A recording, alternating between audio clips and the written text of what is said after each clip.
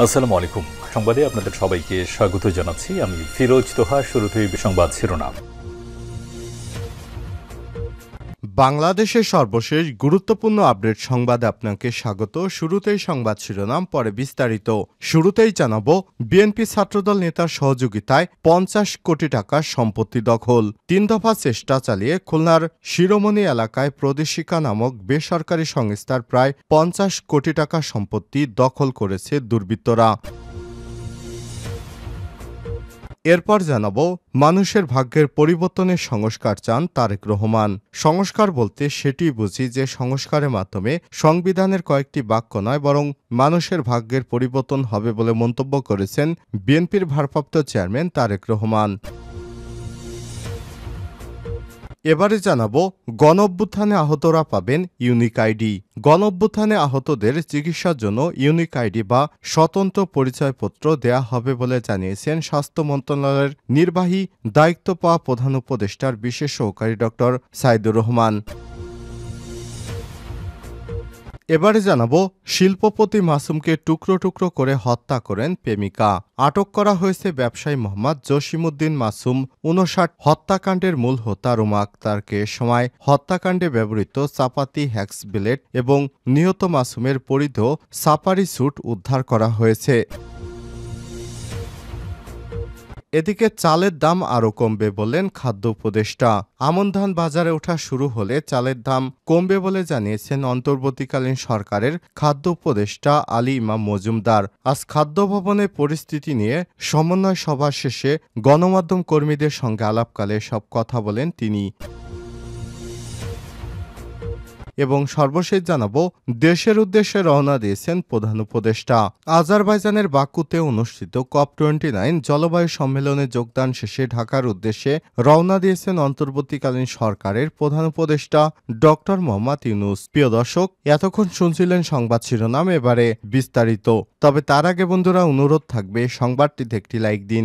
এই চ্যানেলে আপনি নতুন হয়ে থাকলে আমাদের সংবাদটি দেখতে দেখতে চ্যানেলটি সাবস্ক্রাইব করে রাখুন। কমেন্ট করে বন্ধুরা আপনার মূল্যবান মতামত জানিয়ে দিন আপনি বিশ্বের কোন দেশ থেকে বা বাংলাদেশের কোন স্থান থেকে আমাদের সংবাদটি দেখছেন এবং শুনছেন। এবারে বিস্তারিত।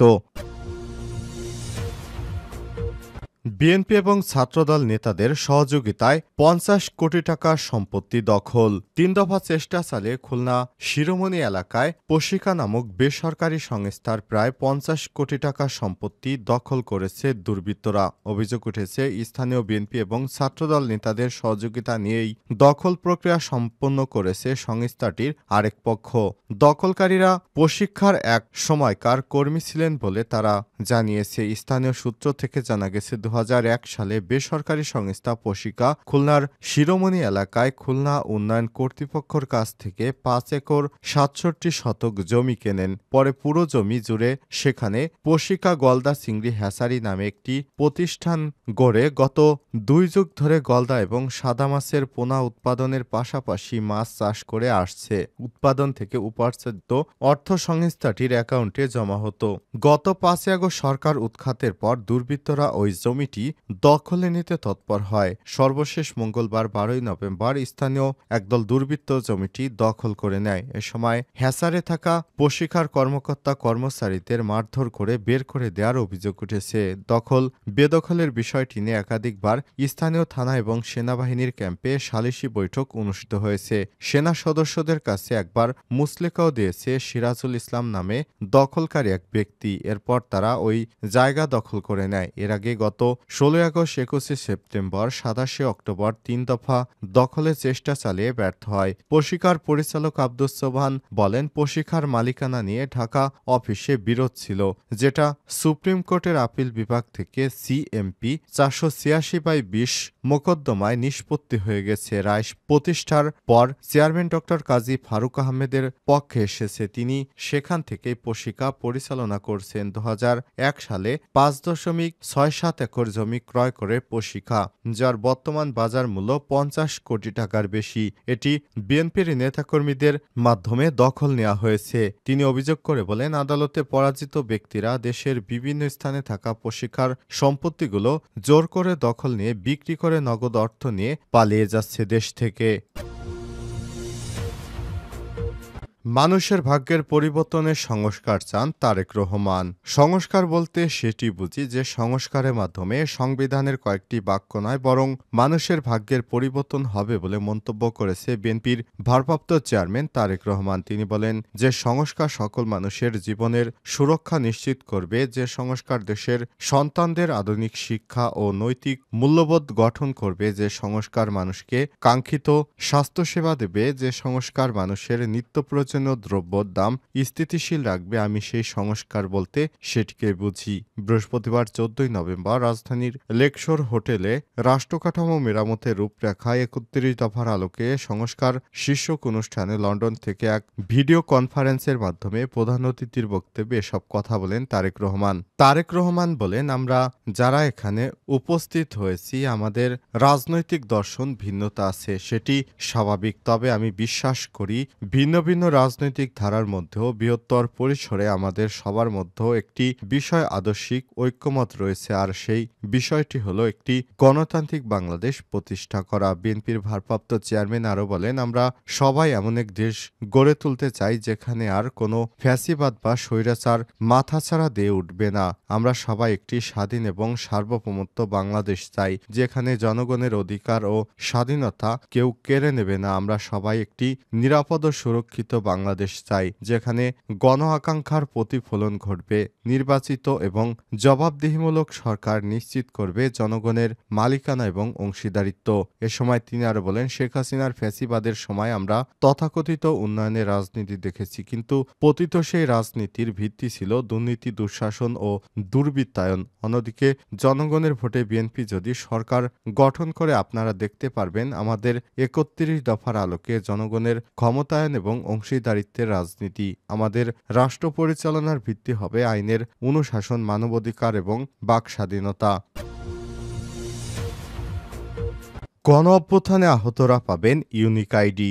গণ অভ্যুত্থানে আহতদের চিকিৎসার জন্য ইউনিক আইডি বা স্বতন্ত্র পরিচয়পত্র দেয়া হবে বলে জানিয়েছে স্বাস্থ্য উপদেষ্টা নির্বাহী দায়িত্ব পাওয়া প্রধান উপদেষ্টার বিশেষ সহকারী ডক্টর সাইদুর রহমান। বৃহস্পতিবার 14 নভেম্বর সন্ধ্যায় সচিবালয়ে স্বাস্থ্য ও পরিবার কল্যাণ মন্ত্রণালয়ের সম্মেলন কক্ষে জুলাই ও আগস্টে গণ অভ্যুত্থানে আহত ছাত্র জনতার সঙ্গে 6 উপদেষ্টার বৈঠক শেষে তিনি এই কথা জানান। ডক্টর সাইদুর রহমান বলেন, ওই আইডি দেখিয়ে দেশের সব সরকারি হাসপাতালে বিনামূল্যে চিকিৎসা পাওয়া যাবে।